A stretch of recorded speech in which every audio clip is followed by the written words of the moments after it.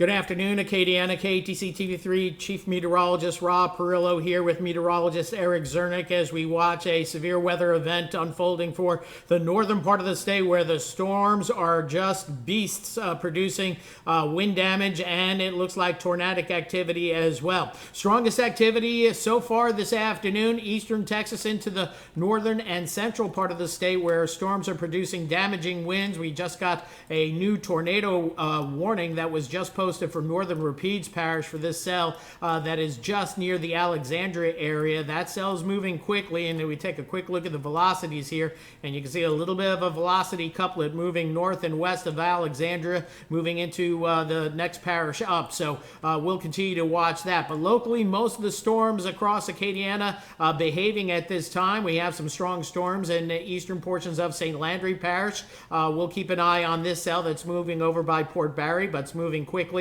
Any small cells out ahead of the main action will have the possibility of some rotation and damaging winds, as evidenced by the strong surface winds we have, and then the winds aloft veering with height. So still ripe for the threat of severe weather across most of Acadiana. Storm tracking very busy this afternoon from eastern Texas, where we're seeing storms that are producing hail and rotation, and then we see those rotating storms as we get into the central and northern part of the state. This is where the main action is going to be.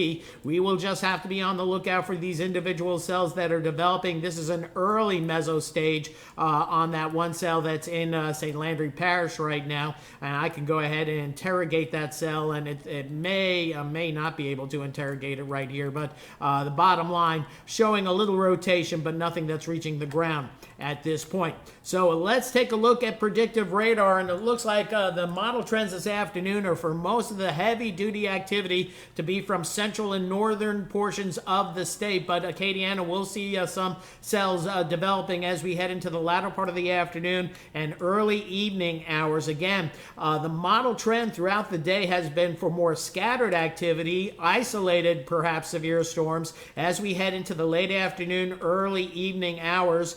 Here we are at 8 o'clock tonight.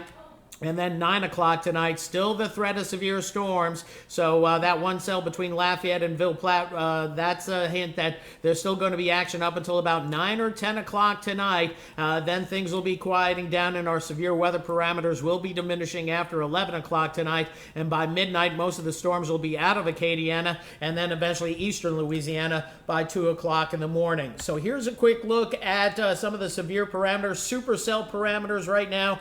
Greatest risk of supercells that are going to produce rotating storms that will either produce damaging winds and or hail, greatest in the northern part of the state, not so much across Acadiana. Then we go a little bit further into the evening hours, and you see those parameters diminish greatly. So tornado parameter, again, the risk of rotating cells, especially across the northern portions of Acadiana from I-10 on northward, but those tornado parameters are most highest in the northeastern part of the state between Ruston and Monroe, that I-20 corridor, and that will be moving into, it looks like, into Mississippi later on this afternoon into early this evening. Still, we could see an isolated tornado spin up locally across portions of Acadiana, but again, the greatest risk of severe weather appears to the north of us as we head into the evening hours. Now, Storm Prediction Center is maintaining their moderate risk of severe storms from northern portions of Acadiana northward. That's the threat of wind damage in excess of 80 miles an hour, 75 to 80,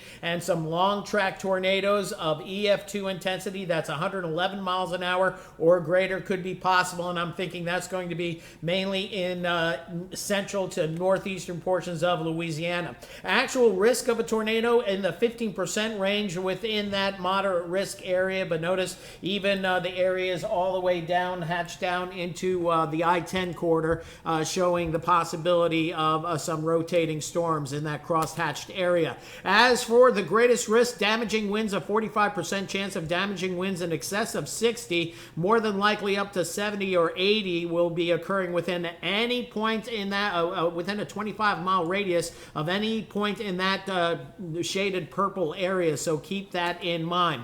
Hail threat, that's going to be mainly back toward Texas, perhaps into the northern part of the state, where we could see hailstones as large as 2 inches. I don't think hail is going to be an issue here in Acadiana. One thing we will see, whether we see storms or not, this is the high-resolution rapid refresh model showing wind gusts. Wind gusts approaching 45 to 50 in spots this afternoon. That could be outside of storm, so there's going to be some tree limbs going down and maybe some trees going down even before the storm even come to fruition. And then if you have storms tapping into these low-level surface winds, you'll easily see gusts to 60 to 65 or higher.